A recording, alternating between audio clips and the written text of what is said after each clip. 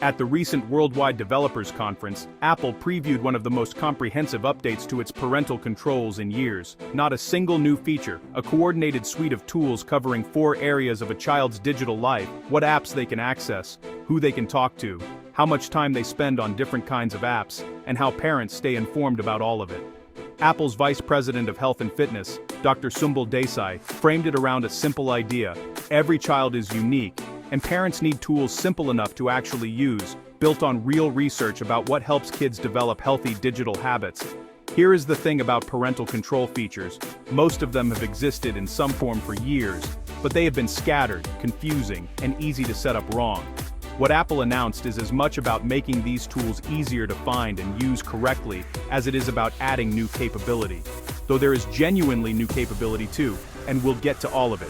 Everything in this video arrives this fall with the iOS 27, iPadOS 27, and macOS 27 screen time update. Let's go through every piece, in the order Apple presented it. Apple was direct about this. The single most important step a parent can take is setting up a child account. Almost everything else in this announcement depends on it. A child account is required for children under 13, and available for children up to 18. When you set up a new device for your child, Apple now guides you through creating this account as part of the setup process. You do not need to dig through settings menus afterward to find it. Once a child account exists, the system automatically applies age-based safeguards tailored to that specific child. This includes limiting adult websites, restricting media to age-appropriate ratings, and setting age-based restrictions in the App Store, all calibrated to the birthday you entered during setup. A 7-year-old and a 16-year-old will get meaningfully different defaults automatically, without the parent having to configure each one manually. This is worth pausing on, because it is the architectural choice that makes everything else work. Rather than treating child safety as one generic mode, Apple is using the child's actual age to scale every protection up or down. A child account is not a single switch, it is a profile that every other feature in this announcement reads from. Once the child account exists, parents choose exactly which apps their child can access from day one. Apple gives 3 starting points: a small set of essential apps only, a curated recommended starter set, or a fully custom selection the parent builds themselves. From there, parents gradually add more apps over time, staying in control at every step rather than starting wide open and trying to lock things down later. Ask to Buy already existed and continues here. It requires a child to get parental approval before downloading any app, free or paid, or making any in-app purchase. The notification goes straight to the parent's device. The genuinely new feature in this section is Ask to Browse. Until now, Safari's content controls have worked through filtering, blocking categories of websites based on content classification. Ask to Browse adds a different layer entirely. When a child tries to visit a website they have not been to before, they must request permission, and the parent approves or denies it from their own device, in Messages. This works across iPhone, iPad, and Mac seamlessly, using the same approval flow regardless of which device the request comes from. The practical effect: instead of relying entirely on Apple's content classification to predict what is and is not appropriate, a human parent makes the call on new websites their child encounters. For a website, Apple's filters might not have categorized yet, which happens constantly, given how fast new sites appear. Ask to Browse closes that gap. This section covers 2 things: who a child can talk to, and what they can see in those conversations. New contact approval, Ask to Approve, extends the same permission model from browsing to communication. When a child tries to connect with someone new over Messages, FaceTime, or phone, parents can require approval first. The request appears in Messages on the parent's device, and the child's request appears alongside it. Both sides see the same approval flow. This means a new contact a child meets through a group chat, a game, or a friend of a friend introduction does not become a direct line of communication without a parent knowing about it. The second part is an expansion of communication safety, a feature that has existed since 2021 and is turned on by default for all users under 18. Until now, it automatically detected and blurred nudity in images and videos shared through Messages and FaceTime, showing the child a warning screen asking, "Are you sure you want to see this?" before they could view it. As of this update, communication safety does the same thing for gore and violent content. If a child receives a violent image or video, through a group chat, a meme someone forwards, anything, the same blur and warn interface now applies. The child sees a warning, is reassured it is okay not to view it, and is offered a path to talk to a trusted adult if they want to. One detail worth being clear about: this entire system works on device. The detection happens locally on the phone. Apple does not see the content, and parents are not shown the content either. Only the child is behind the warning screen with the choice to proceed or not. This is the section that affects daily routines the most, and it has two parts: time allowances and schedules. Time allowances let parents set how much time a child can spend in specific categories of apps. Entertainment, games, and social media are the three Apple highlighted specifically. This is a meaningful change from a single overall screen time limit, because it lets a parent say, for example, that social media gets 30 minutes a day while educational apps remain unlimited, rather than one number that treats every app the same.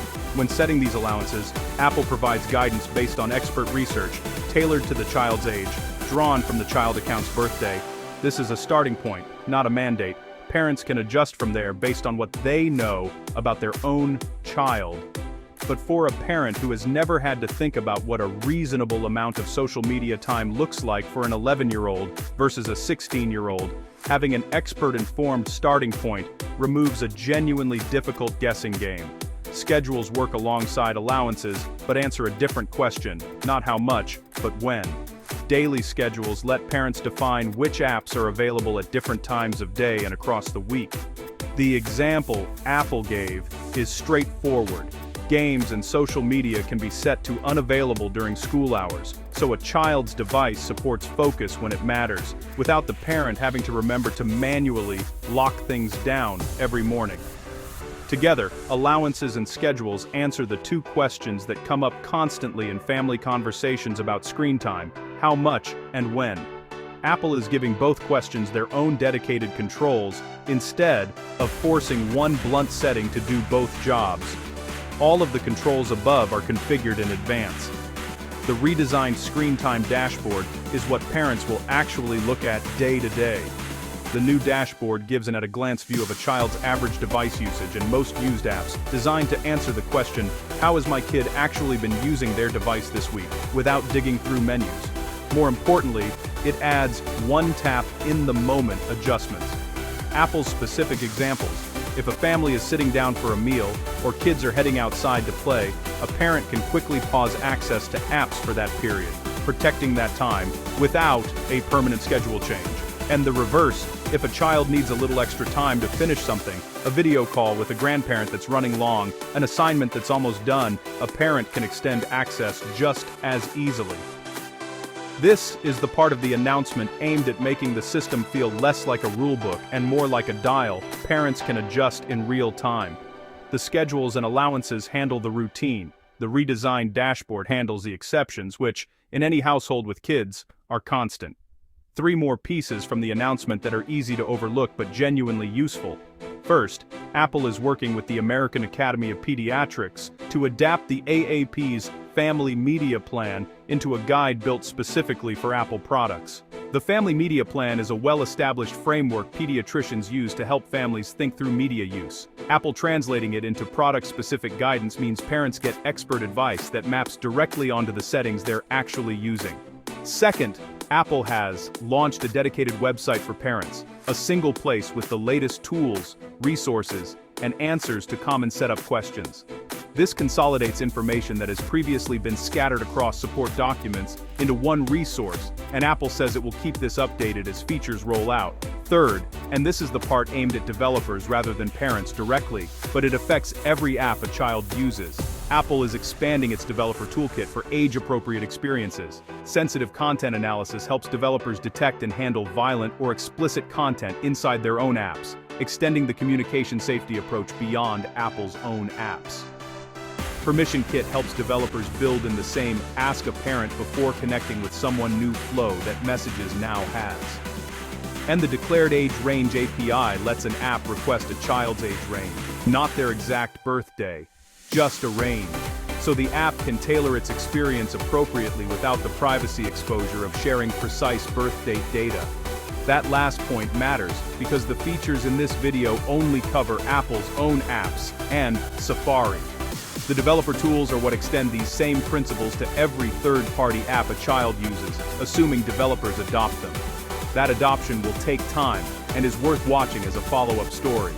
Briefly, 2 existing tools Apple highlighted as part of this family safety push: screen time passcode notifications, which alert a parent if their screen time passcode is entered on a child's device, useful for catching a child who has guessed or been given the passcode, and Apple Watch for your kids, which brings Find My Location sharing, calling, messaging, and school time mode to children who do not yet have their own iPhone.